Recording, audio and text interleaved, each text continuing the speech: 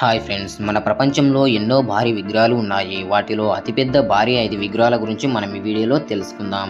ఈ విగ్రహాలు కేవలం ఆకట్టుకునే సాంస్కృతిక చిహ్నాలు మాత్రమే కాకుండా ఆధ్యాత్మికత ప్రాముఖ్యతను కూడా కలిగి ఉంటాయి. మరి ఈ అద్భుతమైన విగ్రహాల గురించి మనం ఇప్పుడు తెలుసుకుందాం. మరి ఇలాంటి వీడియోలు మరిన్ని తెచ్చేందుకు మీ తరపున సపోర్ట్గా ఒక చిన్న లైక్ చేయండి చాలు. మరి ఆలస్యం చేయకుండా వీడియోలోకి వెళ్దాం.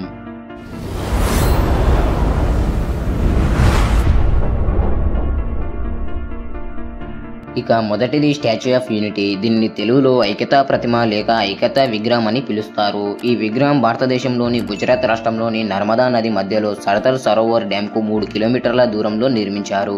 ఈ విగ్రహం ఎత్తు 182 మీటర్లు. అంతేకాకుండా 19,000 చదరపు కిలోమీటర్ల వ్యాసార్థంలో 2,989 కోట్ల భారీ ఖర్చుతో పటేల్ విగ్రహాన్ని ఏర్పాటు చేశారు. ఈ విగ్రహం నిర్మాణం అక్టోబర్ 2014లో ప్రారంభించి అక్టోబర్ 2018లో అనగా 4 సంవత్సరాల కాలంలోనే పూర్తి చేశారు.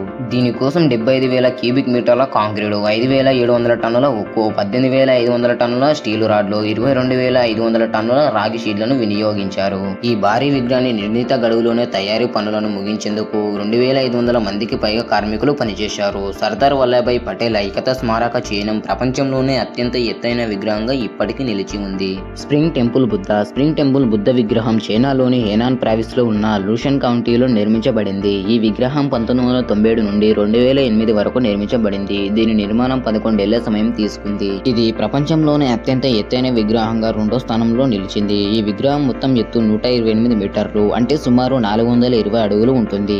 దీంట్లోని తామర పువ్వు సింహాసనం 20 మీటర్ల ఎత్తు ఉంటుంది. ఈ బుద్ధుని విగ్రహం మహావైరోచన బుద్ధుని వర్ణంలో ఉంటుంది. ఇది బుద్ధ సిద్ధాంతంలో అత్యంత పవిత్రమైన రూపంగా పరిగణించబడుతుంది. 1990లో ఆఫ్ఘనిస్తాన్లోని తాలిబాన్ ప్రభుత్వ ప్రతినిధులు బామియన్ బుద్ధ విగ్రహాలను ధ్వంసం చేసిన తర్వాత చైనా ప్రభుత్వం బౌద్ధ మత సంప్రదాయాన్ని కాపాడటానికి ఈ భారీ విగ్రహాన్ని నిర్మించాలని నిర్ణయించుకున్నారు. ఇక్కడ పర్వతాలు, నీటి వనరులు, తోటలు, ఇంకా బుద్ధ ధ్యాన మందిరాలు చుట్టూ ఉంటాయి. ఈ ప్రాంతం చైనాలోని ప్రసిద్ధ పుణ్యక్షేత్రంగా పరిగణించబడుతుంది.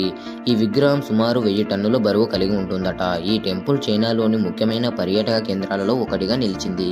లైకున్ సెక్యా. మయన్మార్ దేశంలో మోన్యవా అనే పట్టణంలో ఈ లైకున్ సెక్యా బుద్ధ విగ్రహం ఉంది. ఈ విగ్రహం ఎత్తు 116 మీటర్లు. ఈ విగ్రహం నిర్మాణం 1996లో మొదలై 2008లో పూర్తయింది.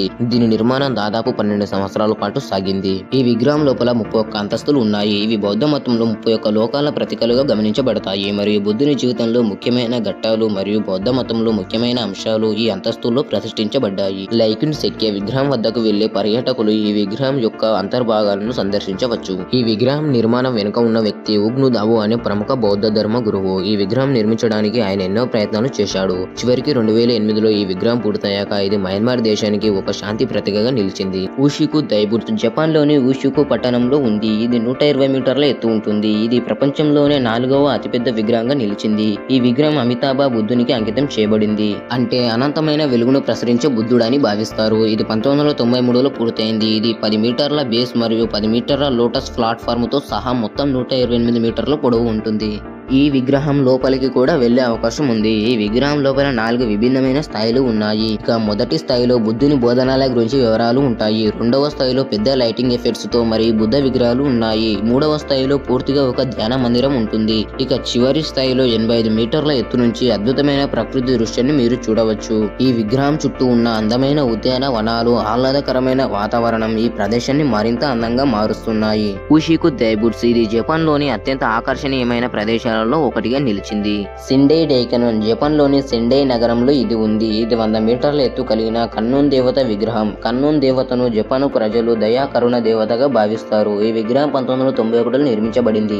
ఈ విగ్రహం నిర్మాణం ఎంతో వైభవంగా ఉంటుంది. 100 మీటర్ల ఎత్తులో ఉన్న ఈ విగ్రహం కుడి చేతిలో ఒక రత్నాన్ని పట్టుకొని ఉంటుంది. ఇది జ్ఞానాన్ని మరియు కరుణను సూచిస్తుందని అంటారు. ఈ విగ్రహం చాలా దూరం నుండి కూడా స్పష్టంగా కనిపిస్తుంది మరియు సెండై పట్టణానికి ఒక గొప్ప గుర్తింపును తీసుకొచ్చింది. ఈ విగ్రహం లోపల అనేక అంతస్తులు ఉన్నాయి. ప్రతి అంతస్తుల్లో వివిధ బుద్ధ విగ్రహాలు మరియు ఆధ్యాత్మికత సందేశాలు ఉన్నాయి. పర్యాటకులు లిఫ్ట్ ద్వారా విగ్రహం పైభాగానికి చేరుకొని అక్కడ నుండి సెండై నగరాన్ని ఆస్వాదించవచ్చు. సెండై డైకనోన్ ఒక అద్భుతమైన కరుణ మరియు శాంతి చిహ్నం. ఇది కేవలం జపాన్ కే కాకుండా ప్రపంచవ్యాప్తంగా ఆధ్యాత్మికత సమతుల్యతను చూపించే ప్రతీకగా నిలుస్తుంది. ఈ వీడియో మీకు నచ్చినట్లయితే తప్పకుండా లైక్ చేయండి. అలాగే మరిన్ని ఆసక్తికరమైన విషయాలు తెలుసుకోవాలంటే మన ఛానల్ సబ్స్క్రైబ్ చేసి పక్కనున్న బెల్ ఐకాన్ ఆల్ నోటిఫికేషన్ లో పెట్టండి. మరియు ఈ వీడియోని మీ స్నేహితులతో షేర్ చేయండి. మరొక వీడియోతోని మళ్ళీ కలుద్దాం. అంతవరకు సెలవు.